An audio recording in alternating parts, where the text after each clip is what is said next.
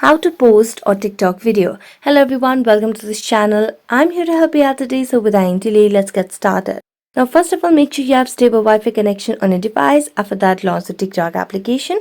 Make sure you are logged into your account. As you're logged into your account, tap on this plus icon at the bottom of the screen.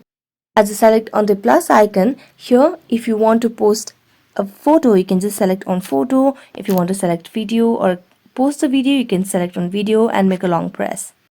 Now as you make a video, after the end of the video, you can just tap on the check mark.